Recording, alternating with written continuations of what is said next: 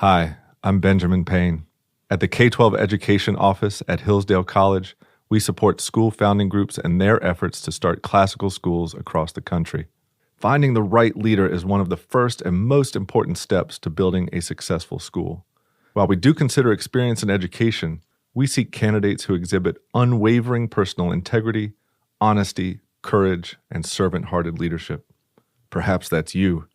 If you're looking to engage in fulfilling, impactful, and challenging work protecting our nation's future and building up the next generation of virtuous citizens, we'd love to hear from you.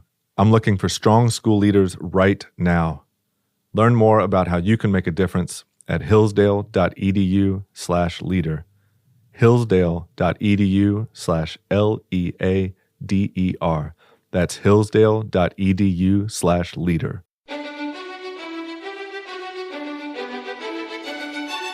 Welcome to the Hillsdale College K-12 Classical Education Podcast, bringing you insight into classical education and its unique emphasis on human virtue and moral character, responsible citizenship, content-rich curricula, and teacher-led classrooms. Now your host, Scott Bertram.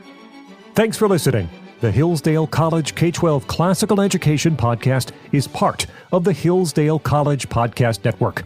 More episodes at podcast.hillsdale.edu or wherever you get your audio.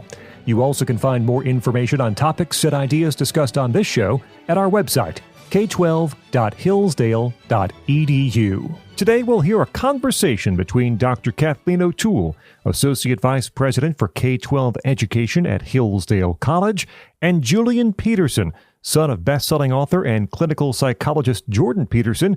Julian also is the founder of Essay.app. We'll hear more about that throughout this conversation. Here's Dr. Kathleen O'Toole. Well, I'm delighted to be joined by Julian Peterson, the founder of Essay.app, a fascinating and exciting new tool for improving not just the writing, but the writer. We're here at Hillsdale's K-12 Summer Conference. Julian is one of our featured speakers, and he's agreed to join us today to talk a little bit about Essay.app and the process of writing itself. Julian, tell me this. Why is writing so hard? That is a great question. Why is writing so hard? Well, writing something good is hard. Writing isn't necessarily hard in, more generally, but in order to write something good, there's just so much you have to get right. And I'll kind of, walk you through briefly what at Essay.app we consider getting it right at the kind of throughout the process. And that would be that it has to be something that you care about. It doesn't necessarily have to be something that anyone else cares about.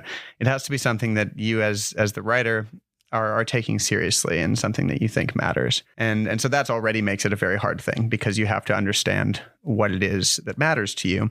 And you have to be pretty far along in your intellectual development to understand what that is and to be willing to take the time to investigate it. So that's partly what makes it hard. And then, of course, there's just everything that goes into being an effective communicator. And writing is maybe the most difficult kind because it has to be succinct and readable, whereas in other forms of communication, that's much less relevant. Yeah, that's right. We in our work, we think a lot about how to teach teachers, how to teach writing. And it's the most difficult part of our guidance. We do grammar, we do orthography for spelling, we do handwriting, all of these things. And then verbal communication, like delivering a speech, logic and rhetoric to understand the way that an argument is structured. But, we found ourselves searching for a formula for how to write. And there are lots of approaches out there, how to teach middle school students how to write. But we found all of those unsatisfactory because they oversimplified the process. And the students would be churning out a kind of a boilerplate 5-paragraph essay that didn't really convey what they thought. It was more about the format of the assignment than the student's actual argument. That tends to be the way that writing instruction ends up being kind of delivered in terms of providing a structure and then, essentially pushing students through a workbook or a formula to push out a 5-paragraph essay. And that is just not what it's about, right? Like that's not the point of the 5-paragraph essay is that it's supposed to be maybe the most straightforward way of delivering an argument, maybe the shortest way that you can deliver a complex argument. Well, I guess you could do that in 1 paragraph, but something that's longer than that. So the structure is obviously important, but only insofar as it has the purpose of being a great way to deliver an argument. And so I think that usually when people are trying to teach writing, they focus way too heavily on structure and way not enough on the content and the ideas, because that is a way harder thing to actually teach. Because how do you motivate people to actually investigate their ideas through writing? It's a much more challenging thing. So people are generally much more inclined to teach grammar, to teach structure. And unfortunately, by teaching grammar and structure and over-teaching those elements, you kind of teach students what the purpose of writing is wrong, because you're overemphasizing structure and overemphasizing the rules and underemphasizing the creative aspect and the developmental aspect of writing. And that's, I think, partly why so many students disengage with the process. Yeah, I think that's just right. We have a professor here at Hillsdale College called Justin Jackson. His name's Justin Jackson. Mm-hmm. He's in the English department, and he's famous for being a great teacher of writing and a really tough grader. And he would come to our summer conference. He still does it. And he'll just say to us, writing is thinking. Writing is thinking. And we say, okay, Justin, but how do we teach the students to do it? Teach them to think. And that's hard facts from Justin Jackson, but it's true. Yeah. Right. Unfortunately, that is just the case. Writing is thinking. So tell me about the genesis of Essay.app. Mm-hmm.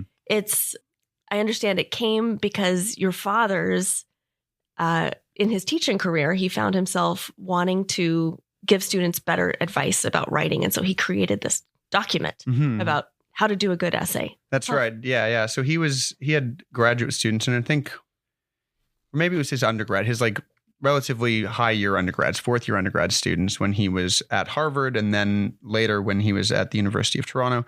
And he found that although they were very smart and very capable students, usually the one thing they lacked was being able to coherently write something that had some sort of substance, right? They tended to do the reading and kind of participate in class, but when it came to an actual writing assignment, they were very, very low quality, way lower quality than he would anticipate from people who, in theory, were that far along in their education.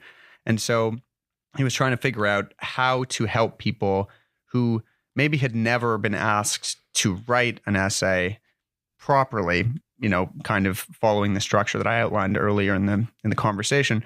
And he tried to kind of make that process explicit in a document and provide really structured steps for a student to get there so that they could not really have to think about it, just go step, step, step, step, step, and then start to understand the process through the actual practice of writing. And so he, made a document, and then that's the way that he would structure his writing assignments as the final project in his 4th year classes, is he would give them the document and tell them that that's how they had to write their term paper, was they had to follow that structure. And he got excellent results from it, and students did like it.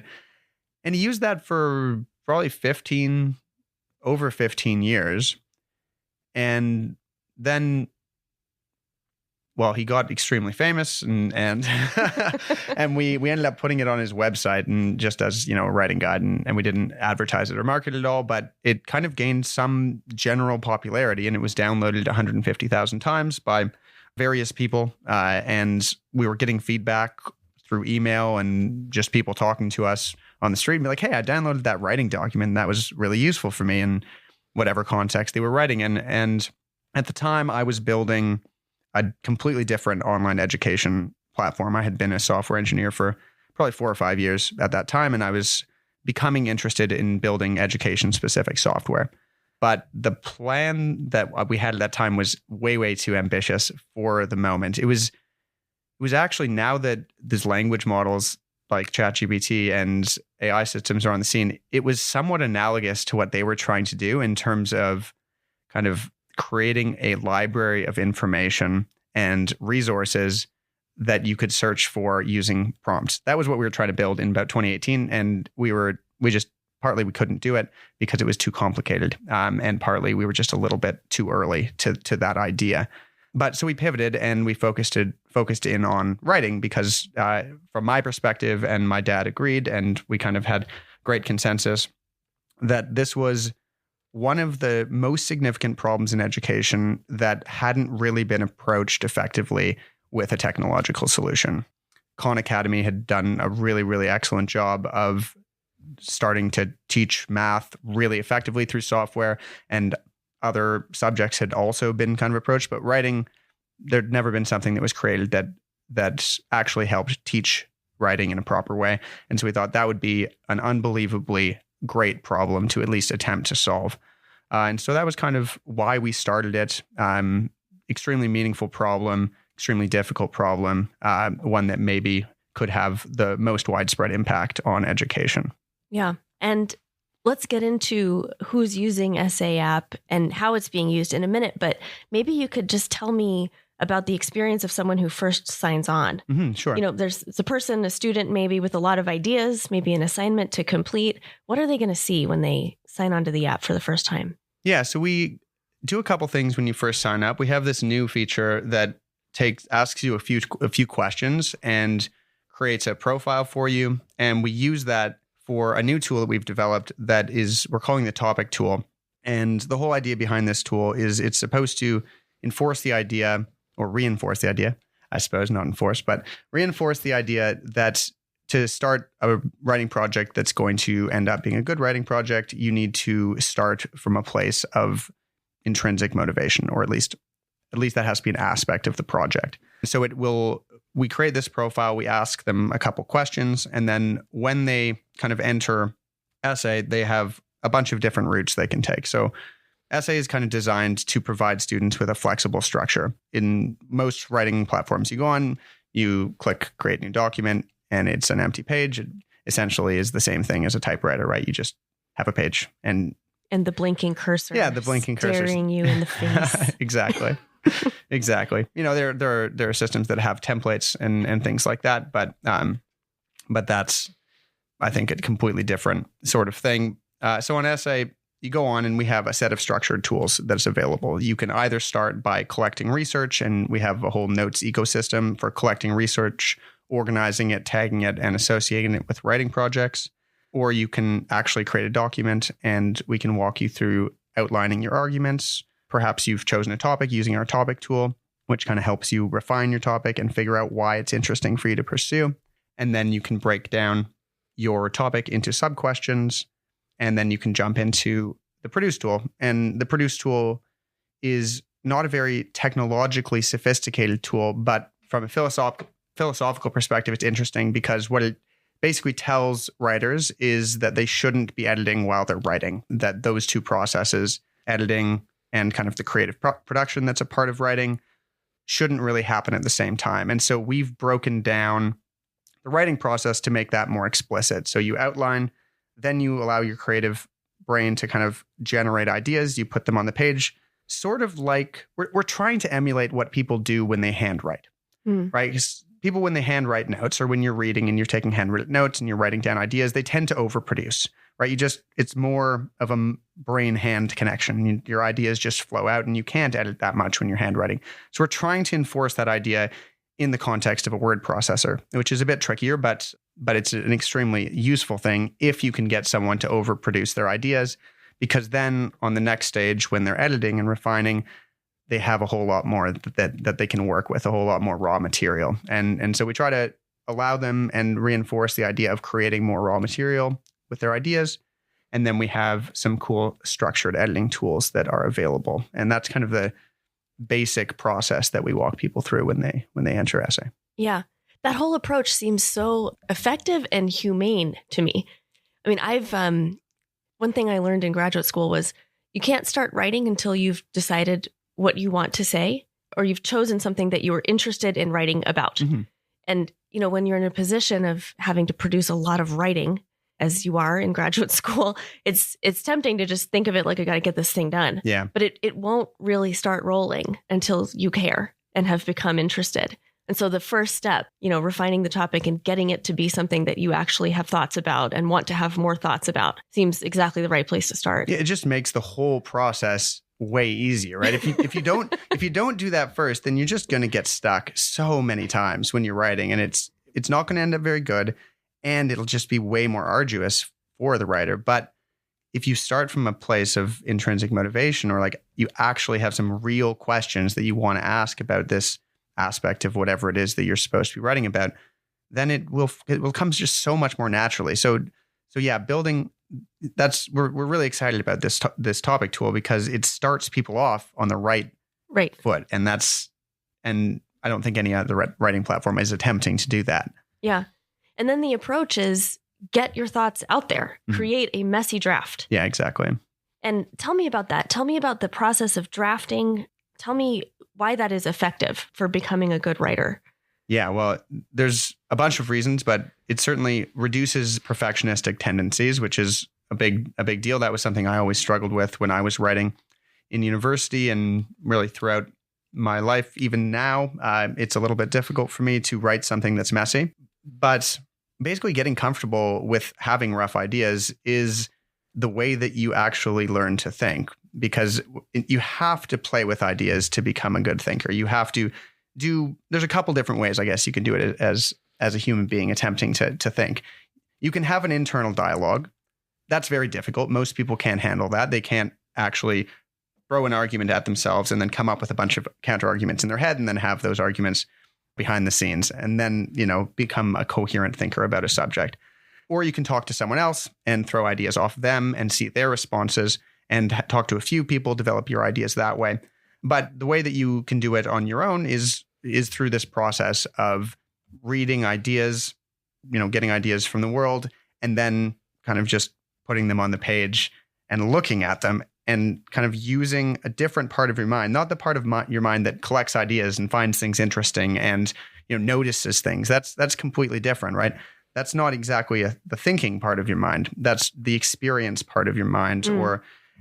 But then once you have them on the page, then you can switch on, your left brain, and you can be like, okay, what exactly have I been collecting? What is this? And how do I turn it into something that's productive, usable? How do I turn it into a story that I can apply in my own life? How do I turn it into something that's valuable for me and for other people to read? Yeah, and so many of the challenges that we face when we're writing have to do with the system that we're writing in. So handwriting, that's great for getting your messy ideas down. Yeah. But you're always nervous. What if I lose this notepad? And it also takes a while. And then you've filled up the middle of the page with something. Yeah. And then you realize, oh, I meant to put something above that and there's no space. And so now what am I going to do? So then you go to a computer. And my own experience with a typical word processor like Google Docs or Microsoft Word is because of the way that I've used that in the past, I kind of feel like I need to be doing extra polished writing because I'm in that program, especially Microsoft Word. Yeah. Well, that's what it is. That's the tool, right? It's a formatting tool. Yeah. Basically, right? It's a typesetting tool in some ways. It's not exactly a creative tool. Right. And so, yeah, definitely people in Google Docs, anything that has that same interface that's been around for 30 years now, people are conditioned to format their writing while they're writing. Yes. You want to get the font right at the beginning, and you want to do silly things like that where it's no, this is so irrelevant, but you get focused on it because that's what 80% of the tools that are available to you are for. Yeah. And then you sit down to write your dissertation and you spend 30 minutes, working on the footnotes and the page numbers, and you feel like I did my time. And it's like, but you did not think about the next step of the argument. We'll get there. We'll get to the argument. Let's get those page numbers in the right spot. Right. Yeah. But Essay seems to be a great solution to that because you can throw your messy thoughts on a page and not be concerned that they're going to remain messy. Mm-hmm. The task of moving them around and cleaning them up is not arduous. Yeah, exactly. So tell us about the features that make that happen, the revising, the polishing process possible. Yeah, so we have kind of a set of features that make that easier. And the first one I'll talk about is called Rewrite. So Apple also just released a feature called Rewrite. And what it does is it'll completely rewrite your sentence for you in whatever tone you want, which is annoying. But but our feature is basically allows users, it lays out anything you've written, your entire draft, and it breaks it down into sentences on the left-hand side of our interface. And first of all, that clarifies what you've written for you just on a glance. So you can kind of evaluate your essay at a different level of analysis, let's say.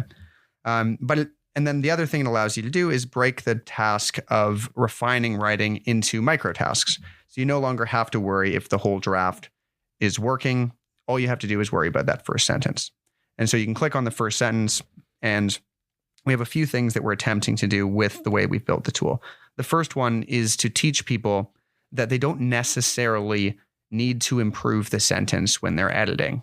One of the things that's difficult to do is to create ideas and refine ideas at the same time. And so what we've tried to do with the Rewrite tool is make it possible for people to iterate on ideas, learn to present them in different ways. And then after they've done that process of iteration, producing variation, not necessarily better, it's a bit Darwinian, just produce variation and then see what fits. So what you can do is you can produce as many iterations as you can think of in the moment. It doesn't have to be better, it just has to be different. And then you can click them and select the iteration that you've written, and you'll see it in the context of your paragraph. And we just kind of save that history of edits for you. So you don't have to be worried. In a normal word processor, when you're doing something like this, if you're looking at a sentence and then doing micro edits on it, changing words out, changing the structure of the sentence, you end up losing what you had before. And so you have to be really thinking when you're trying to edit. Whereas in this case, it's a kind of a completely different way of thinking about editing, where it's like, no, you're engaging your creative mind again, and you're producing variation, and then you're discerning between options. And it teaches writers a couple things. One, that's a useful thing to do, to iterate and then look at an idea in context. And then it also kind of teaches you to evaluate your own ideas in the different ways that you've expressed them.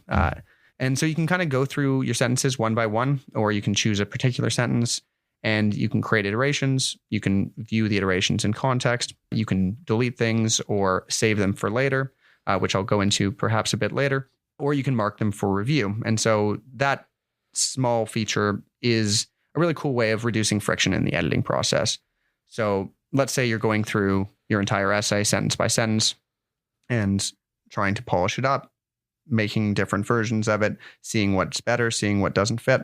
If you find a sentence that you can't really do that with, or you're stuck, then you can move on, or you can say, well, I'd actually like to come back to that a bit later. You can click this little button called Mark for Review on our platform, and it just kind of puts a badge on it and puts a little data point on the sentence. And then you can come back the next day, or whenever you're doing your next round of edits, you can filter all your sentences in the Rewrite tool, and you can just select the ones you've marked for review. And so it kind of gives you this way of interacting with your essay where, let's say you've written like a 30,000 word thesis. It gets very difficult to track what parts of the essay need work still, what parts are polished. This is a really cool way of organizing kind of your assessment of your own work as you're writing without really slowing you down, without cluttering up the interface. So we're, as far as I know, the only kind of company that does writing that has a data structure that breaks the writing down into sentences and allows you to connect things at that level.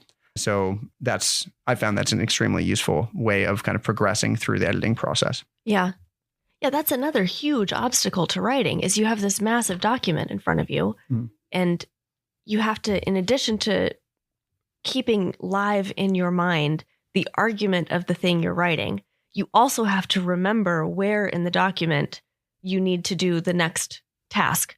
It's just an incredible amount of different information to hold in your mind at the same time. Yeah. There's no wonder people just resort to fixing the footnotes. Yes, that's for sure. That's for sure. Well, and most people who end up writing really long documents like theses or books or whatever it is, I've talked to lots of writers who end up printing their entire manuscript out Yes. and like laying it on the floor. Yes. Right. So that they have a visual representation of the development of the arguments. And, our app doesn't quite do that, but it gives you a way to look at your arguments at different levels of resolution and a way to add kind of data points and add flags to areas that you're going to need to come back to. So it heavily reduces the mental load when you're working on a complex document. Yes. Yeah. This hearing you talk about the development of the app is kind of fascinating to me, because you're a software engineer, but you also understand what the human mind is going through while the human mind is writing. And you're taking what you understand about technology and using it to serve the human mind. That's the hope. Yeah. Well, I think that in a way, I'm somewhat of a unique person in that way, because I got a classical education. I went to, liberal arts college and did great books programs and really value that type of education. Yeah. And then I didn't do that for quite a long time, and I was learning to code, and I've always been a pretty technical person. And kind of the combination of those two things, there's just not that many people that are interested in both creative things and really technical things at the same time. And so I am fortunate enough to be interested in both those things and also really care about people's ability to express themselves and to communicate. And I think it's unbelievably valuable. And so, yeah, that's kind of why I'm doing what I'm doing. And we're also kind of in a situation where we're lucky to be able to do it, because, our family has been lucky enough to become connected in somewhat of the right areas so that we can market a tool like this that isn't the most marketable tool in the world, right? Like, this is not a tool that makes your life easier right away. Right. And most things that people build kind of have to do that. They have to make your life easier in some way immediately, in an obvious way that's marketable. And we were able to invest some time and money into a tool that doesn't necessarily make your life easier right away, but it's going to make your life easier in the long term. And it's hard to build things like that. That's why politicians struggle with building large infrastructure projects, right? It makes people's lives harder at the beginning, but it's worthwhile in the future. And so we're trying to build something that is worthwhile in the future. Yeah. You might think, if you're listening to this, that, this is a tool for teachers, for students, but Essay.app is being promoted to everyone. And the idea behind it, I think, is that writing is good for human beings to do, regardless of whether they're in an academic profession or not. Why? Yeah, well, that's definitely how we've attempted to frame it. Certainly, we're attempting to get more engaged on the educational side, just because that's where people tend to do more of their writing. But we certainly believe that everybody should be developing their ability to write. People are actually writing more than ever, right? People, well, maybe not as much in the last couple of years with the development of ChatGPT. Now, when you go on LinkedIn, everything's written by ChatGPT. But up until a couple years ago, people were using writing in their careers perhaps more than they were before, because they were posting on social media or they were writing blog posts, and they were using kind of social media and the internet to promote themselves through their writing. So it had kind of become a more marketable skill than it had been in the past, and maybe a more broadly used skill than it had been in the past. So that was part of the reason why we were kind of marketing it to everyone, because we felt, well, if you're going to succeed in the modern world, especially considering the fogginess of our understanding what the future is going to look like right now, there's not really a more useful skill than you can develop than the ability to tell your own story and to develop your ideas and communicate them. That's a foolproof skill, right? You're gonna want to use that. And so we thought, yeah, we can market this to everyone. And I still feel that way. And in a way, the problem has become more significant because people are still using writing in that same way. But now they're taking huge shortcuts by using these language models to communicate for them. And that's just not useful for them at all. It's completely counterproductive. And although there are places that I think the language models are useful in terms of writing, when you're actually trying to tell a story that you want to have, like you want to have that story as a tool, then it's a shortcut that's not worthwhile. Yeah. Yeah. I worry when I think about AI, I worry that people will lose the ability to connect what they are thinking to the words that they are writing. Yeah. We think about a lot in schools. When you write, there are many steps you have to go through. The first is you have to have a thought. And the second step is you have to put words to the thought. And then you have to put those words down. Either you speak them or you write them in a way that conveys the thought that you are having. Right. So other people can understand So other people can understand the thought. And choosing the exact words and the exact structure of the sentence is kind of an art. And it takes practice and kind of noticing what your thought is. And then being versatile enough with the language, the English language, that you can choose exactly the right formulation to convey exactly what you're thinking. And that whole process is very delicate and sensitive, Yeah. and it seems like ChatGPT or any of these language models just come in and they just flatten that. Well, they just take out most of those last steps that you outlined, right? Like you still have to have a thought. Yeah. Probably. In order to communicate with the language model effectively, you still have to be able to generate a relevant question. And so that part is going to be the skill, if you're going to want to interact with these language models, that is maybe a more important development than any other aspect of your communication, right? The ability to generate the right question so that you get a response that's relevant to you. But then the other aspect, using language as an art to facilitate communication, that part is definitely in danger. And that's very sad in a lot of ways, right? Because beautiful communication, poetry, and the way that people who are good communicators use language is unbelievably moving to the population, right? People who are good with language get extremely famous because people want to spend their time listening to them. And so if people stop practicing that, we're going to lose people like that. Because they're just not going to spend time doing it. Yeah. I've messed around with ChatGPT and Grok a little bit, and you learn, you discover that they kind of have a tone. For sure. And it's all the same. I heard you say the other day that when a piece of writing comes in, there are some things about it that tell you that it's AI generated.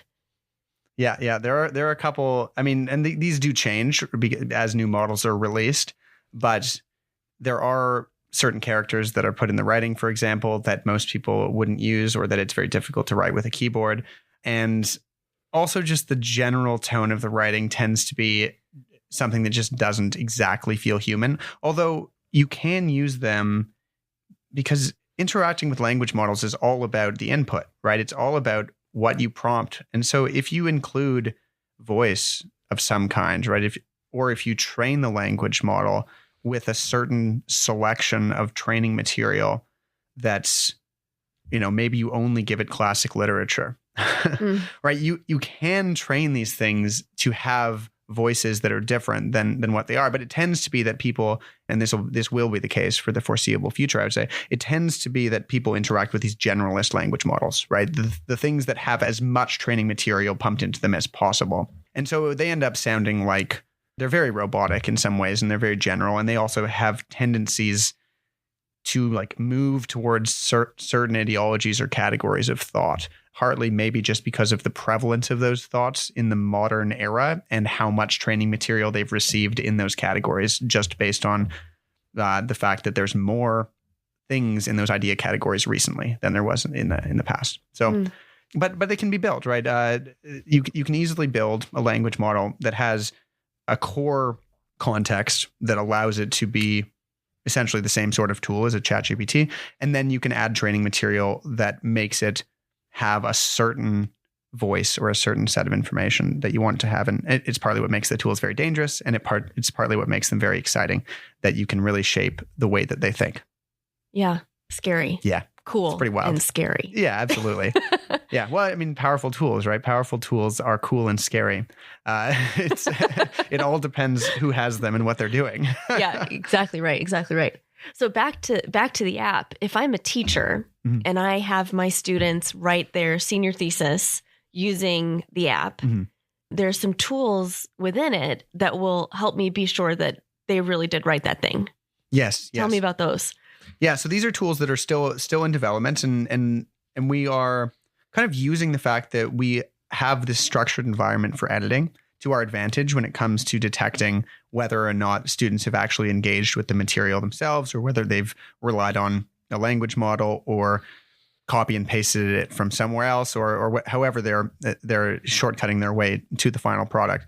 So we'll be able to show the teacher kind of a history of their edits in a unique way, because when you interact with our structured tools, if you're creating iterations in the rewrite tool, if you're using our outline tool in certain ways, then we have kind of an understanding of the way that the document came together and the way that the edits came together in relatively interesting way. And we can even show the teacher those edits, right? We could show them all the iterations that the student did and when.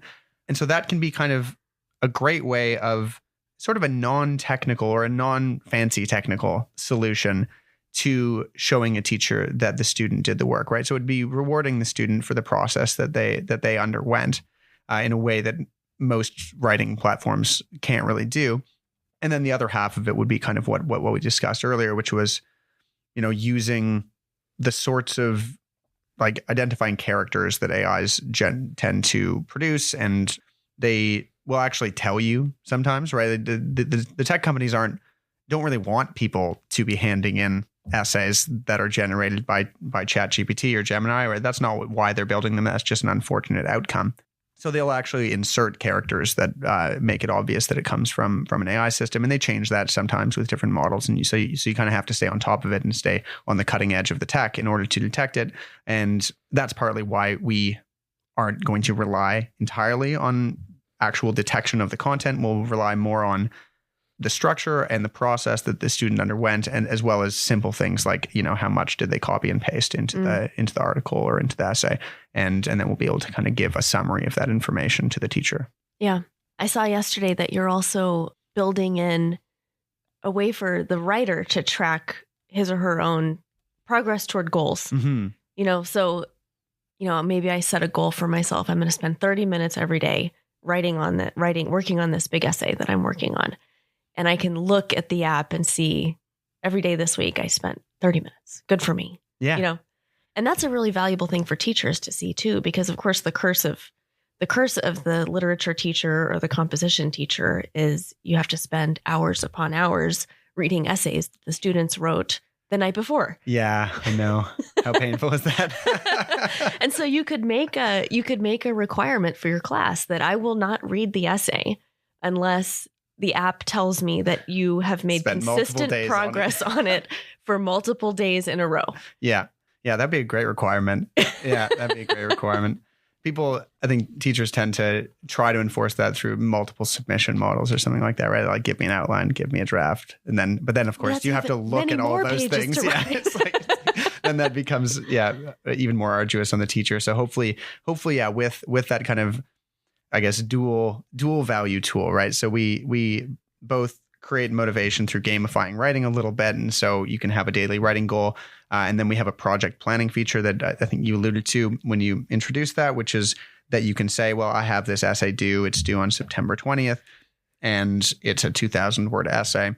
And we'll even potentially have the topic of the essay and that sort of thing. And then we can help you create a writing schedule. We can say, well, if you write 200 words a day, or 250 for the next 10 days, then you'll have, 25% more than you need. And then you can spend the next 4 or 5 days editing and then you'll be in good shape. And we can lay that out on a calendar for the student. And we could, if they want, even send them fun emails that say, hey, good job. You've, done 3 days in a row. Positive feedback. Yeah, yes. Exactly. Oh, that's great. Well, if people are interested, Julian, in learning more about Essay.app, how do they find out about it? Well, our website is Essay.app, so that makes it pretty straightforward. And we have a page that has quite a bit of content. We also have a support center that's accessible through the landing page that has a bunch of written resources about the tools, why we built them the way we did, how to use them in the context of a classroom. And then you can also reach out to us. We have kind of a live chat on the website, and that will connect you directly to our core team. One of the things we're doing as much as we can, especially early on in our development of this app, is really talking to the people that want to teach this way and want to write this way, and making sure we're building what they need. And so we definitely want to hear from people. Yeah. A much needed tool, I think. Thanks for joining me, Julian. Oh, my pleasure. Thanks for having me. Thanks to Dr. Kathleen O'Toole, Associate Vice President for K-12 Education at Hillsdale College, and Julian Peterson, founder of Essay.app. You can find more at Essay.app. I'm Scott Bertram. We invite you to like us on Facebook. Search for Hillsdale College K-12 Classical Education. You also can follow us on Instagram at Hillsdale_K12. That's Hillsdale_K12 on Instagram. Thank you for listening to the Hillsdale College K-12 Classical Education Podcast, part of the Hillsdale College Podcast Network. More at podcast.hillsdale.edu or wherever you get your audio.